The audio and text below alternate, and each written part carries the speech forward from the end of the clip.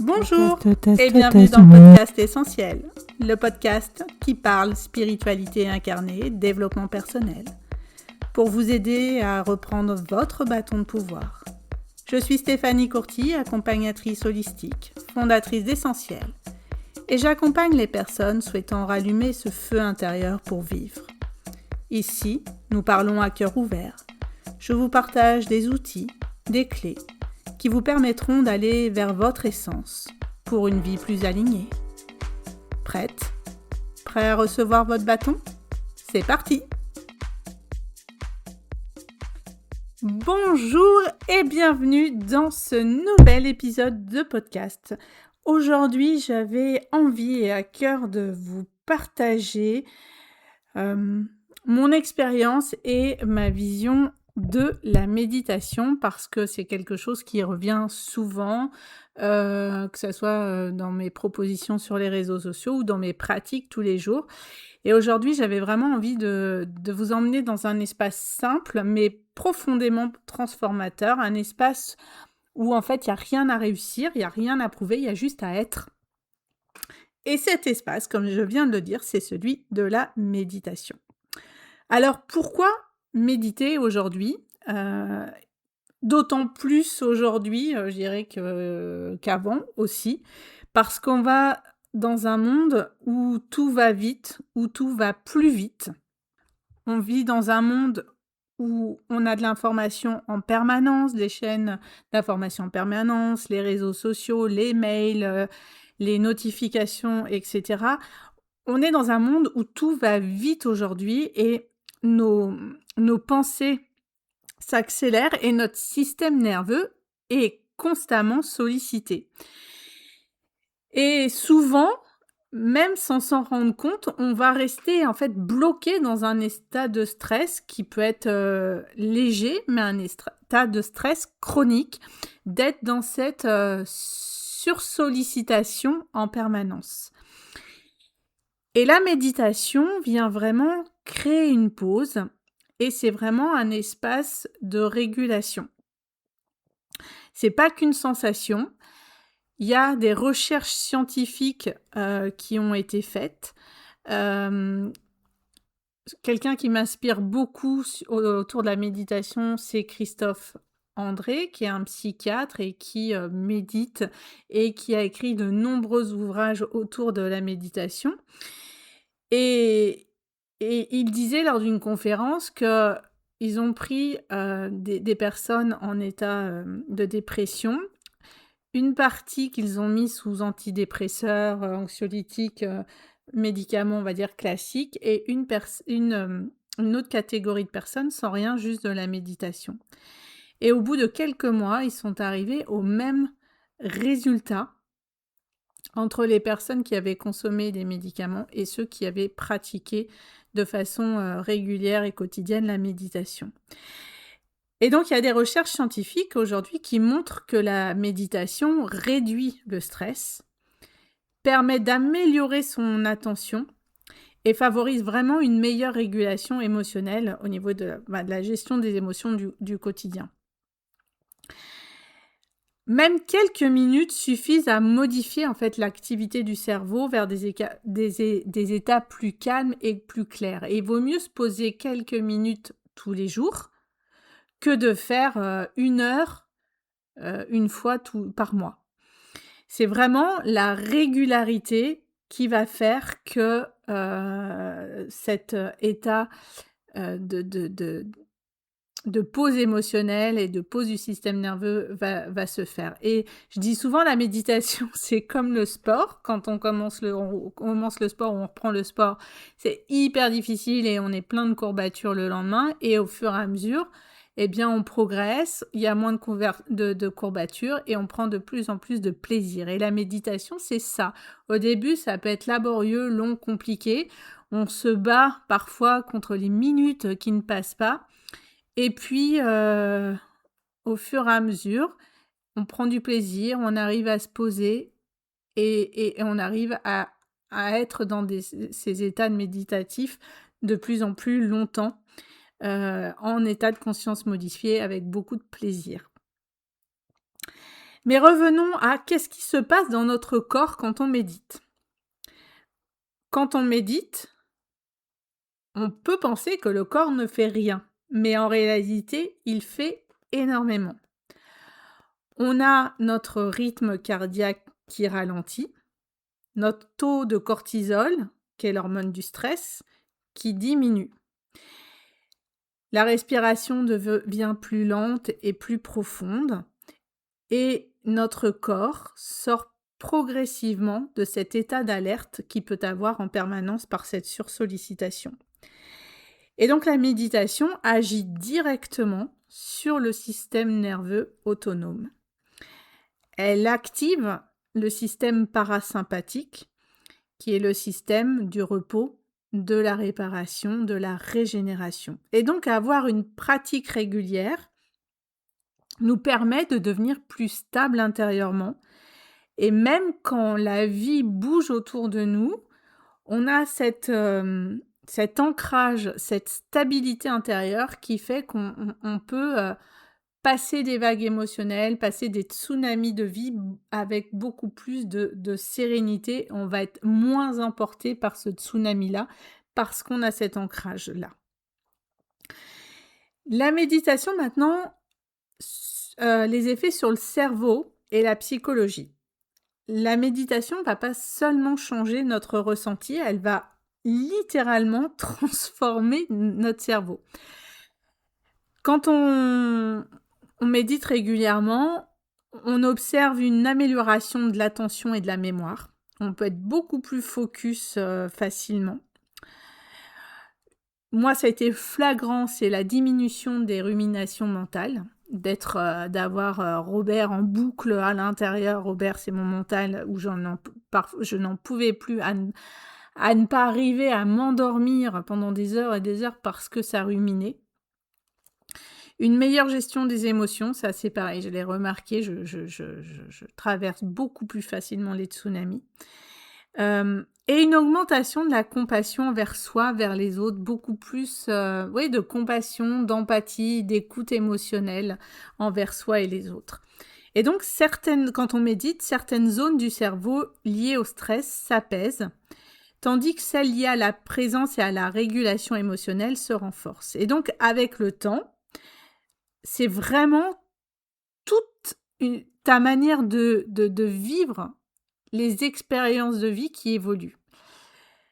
On réagit moins sur des tsunamis et on se choisit davantage. Et moi, vraiment, c'est la méditation qui a été un de mes piliers fondamentaux pour switcher ma façon d'être, ma façon, cette rumination mentale, ces vagues émotionnelles qui m'emportaient. C'est vraiment ça qui m'a ramenée.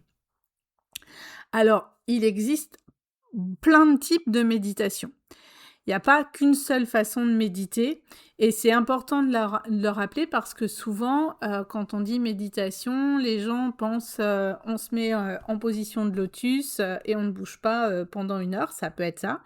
C'est la méditation pleine conscience qui nous invite à observer ce qui est là à l'instant présent sans jugement, mais il n'y a pas que ça. Il y a la méditation guidée qui permet d'être accompagné et surtout, au début, c'est plus facile. Il peut y avoir des méditations de concentration. On va ancrer notre intention sur un point précis. Ça peut être par la respiration, par exemple. Ça peut être en étant les yeux ouverts à être focus sur une bougie.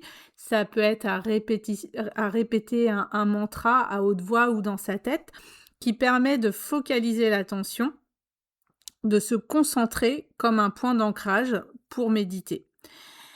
Et puis, il y a d'autres pratiques aussi qui passent par le son, par les vibrations, par le corps, par les ressentis. On peut méditer en marchant, on peut méditer en cuisinant, on peut méditer en chantant.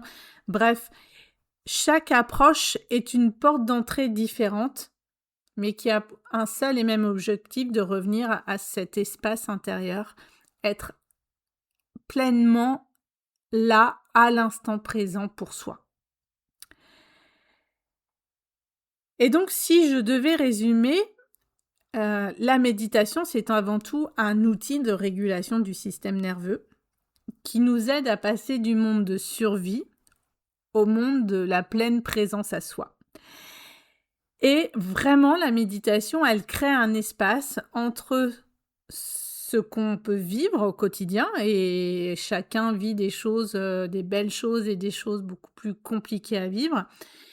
Mais elle crée un espace entre ça et la façon dont on va y répondre, la façon où on va être embarqué dans la réponse émotionnelle, physique, psychique de ce qui peut nous arriver. Et c'est pour ça aussi que la méditation, elle est utilisée dans de nombreuses approches thérapeutiques pour apaiser l'anxiété et le stress. Pour moi, la méditation, c'est aussi une porte vers une dimension plus subtile, une dimension plus spirituelle. On vient de parler là des effets physiques et psychologiques, mais pour moi, la méditation, elle ouvre aussi un espace beaucoup plus vaste. C'est un espace de silence intérieur où quelque chose se dépose. Donc on l'a vu avec la pratique, l'énergie, elle se stabilise, le mental s'apaise. Et donc, ça permet de revenir vers un équilibre plus profond entre le yin et le yang, notre énergie féminine, qui est l'écoute, l'accueil, le calme, et le yang, qui est l'action, le mouvement. Comme on est dans une société, ce que je disais au départ, à 100 à l'heure, où on est très dans du yang, méditer est une activité yin, mais profondément yin, on est pleinement à l'écoute. Et plus on va méditer, plus on va permettre un rééquilibrage global de notre énergie yin et yang parce qu'on va créer ces espaces-là. Et quand on laisse la place à notre yin, à cette énergie féminine de prendre toute sa place dans ces instants-là, eh bien ça crée un espace beaucoup plus réceptif que certaines perceptions peuvent émerger. Le fait aussi de méditer permet d'augmenter son taux vibratoire de façon exponentielle. Je vous invite à aller écouter un des premiers épisodes de podcast où je parle du taux vibratoire. Et vraiment, si on regarde notre taux vibratoire au pendule en début et en fin de méditation, c'est flagrant, on fait un bond. Donc, quand on est fatigué, crevé, le fait de méditer même 5 minutes, ça permet de remonter notre taux énergétique, notre taux vibratoire. Donc, on monte notre taux vibratoire, on crée un espace de réceptivité, eh bien, on peut ressentir une intuition plus fine, des compréhensions soudaines par rapport à des problématiques ou des questionnements qu'on peut avoir dans sa vie. On peut avoir des ressentis, des images, des élans très clairs, comme si quelque chose en nous savait déjà. Et pour accompagner depuis un certain nombre d'années certaines personnes qui, quand elles sont arrivées au premier cercle de méditation, étaient vraiment dans de la découverte. Et aujourd'hui, lors des méditations, elles ont des messages et elles voient des choses extraordinaires. Elles ont des couleurs, elles ont des messages de guide extraordinaires. Enfin, c'est super beau à voir. Et vraiment, elles parlent d'avoir une sensation de connexion à leur guidance intérieure, à quelque chose de plus grand d'elles. Et c'est tellement chouette à voir ces progressions d'année en année et puis rien que les cercles de méditation, je vais en parler après, mais ils ouvrent de septembre à juin. Eh bien, entre septembre et juin, il se passe des choses extraordinaires. Donc méditer, c'est pas une fuite, c'est pas une perte de temps, c'est au contraire une présence plus profonde à soi qui peut parfois ouvrir à bien plus grand que ce que l'on pourrait imaginer. Et ce qui est extraordinaire, c'est qu'il n'y a rien à forcer, c'est dans le calme et dans la réceptivité que tout émerge. Et ce qui compte vraiment, c'est pas ce qu'on reçoit, c'est la qualité de présence que l'on développe à ce moment-là, de la présence à soi. Et donc, ça fait maintenant quelques années que je propose des cercles de méditation parce que c'est quand même plus facile quand même de méditer en groupe, hem, qu'on pratique régulièrement la méditation ou qu'on soit débutant. Dans tous les cas, il y a une énergie, une synergie de groupe qui fait que c'est beaucoup plus facile. Et puis il y a quelque chose de très puissant dans le fait de méditer ensemble. Le groupe crée un champ énergétique, un égrégore. C'est un espace qui est sécurisant, sécurisé, il y a une résonance entre nous et il y a quelque chose qui nous soutient, qui nous porte et donc c'est beaucoup plus facile de méditer à plusieurs. Et donc depuis, plusieurs années, j'ai cet élan de proposer des cercles de méditation. Donc le cercle est créé de septembre à juin, afin qu'il y ait ce même groupe, cette cohésion qui se passe.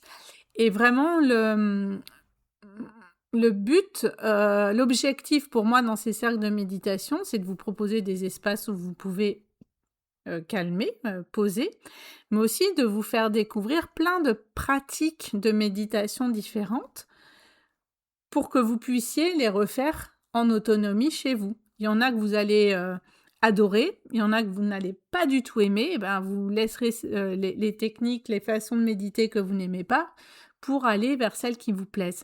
Et c'est très chouette tous les ans de voir des personnes qui «Ah ça, j'ai adoré» et puis l'autre à côté «Oh là, ça a été long aujourd'hui». Mais même quand c'est ça, on repart toujours plus apaisé, plus calme, plus serein qu'en arrivant, même si la session a été un peu plus laborieuse que d'autres. Et donc ces espaces que je propose, c'est pas simplement une pratique, c'est vraiment un espace de transmission, mais aussi un espace de retour à soi partagé. C'est pour ça que c'est un même groupe de septembre à juin, afin de créer un vrai lien et donc on fait un temps de méditation. Enfin bon, il y a le temps d'arriver, on se pose, le temps de méditation et puis, ensuite il y a toujours un temps où on on on on fait un cercle de parole pour, que chacune dépose ou pas, en fonction de ce qu'elle a envie de déposer et puis après il y a toujours un temps de partage, de papotage, où il y a un vrai lien qui se crée. Pour moi, c'est aussi important d'avoir cet espace-là de partage, d'avoir, 1/2 heure, 3/4 d'heure pour pouvoir partager, prendre une tisane, un bout de chocolat et partager ensemble.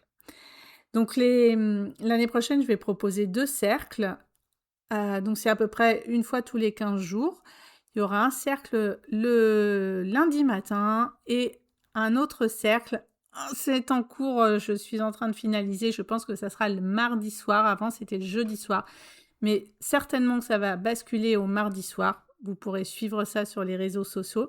En tout cas, si vous voulez venir découvrir, un cercle de méditation, je fais, 2 sessions découvertes mardi 9 juin à 19h30 et le lundi 1er juin à 9h30. Donc je répète, pour venir découvrir, vous pouvez venir le lundi 1er juin à 9h30 et le mardi 9 juin à 19h30. Voilà, en tout cas, si vous êtes aussi loin de Maché, que vous ne pouvez pas venir sur ces cercles en présentiel, je vous invite vraiment à aller voir autour de vous s'il y a des cercles qui existent ou d'aller, de créer vous-même aussi des cercles ou d'aller voir sur YouTube. Il y a plein de types de méditation aussi que vous pouvez trouver, mais de prendre ce temps-là pour pratiquer et de mettre en place une discipline de pratique. La discipline, hein, c'est Yang, c'est le Yang, il planifie, d'être vraiment pleinement dans ce Yang-là pour vous autoriser ces temps Yin. Et, j'avais j'avais une cliente qui me dit hier, elle me dit: «Oh là là, je commençais à restresser parce que j'ai eu le temps de rien faire, en temps de méditation depuis 15 jours et hier, je me suis fait mon temps de méditation et je vais déjà beaucoup mieux.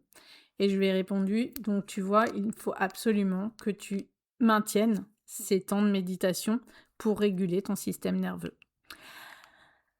Voilà, en tout cas, moi, la méditation à titre personnel, ça a été l'outil le plus, transformateur, pour ma rumination mentale et ma régulation du système nerveux et je ne peux concevoir aujourd'hui ma vie sans ces temps de méditation, qui peuvent être des temps de méditation pleine conscience, assise, les yeux fermés, mais aussi en marchant en pleine nature, en prenant mon cacao. Enfin voilà, j'ai plein de temps de types de méditation, mais j'en ai absolument besoin et je vous invite vraiment à découvrir cela pour ceux qui ne connaissent pas ou à repratiquer pour ceux et celles qui connaissent.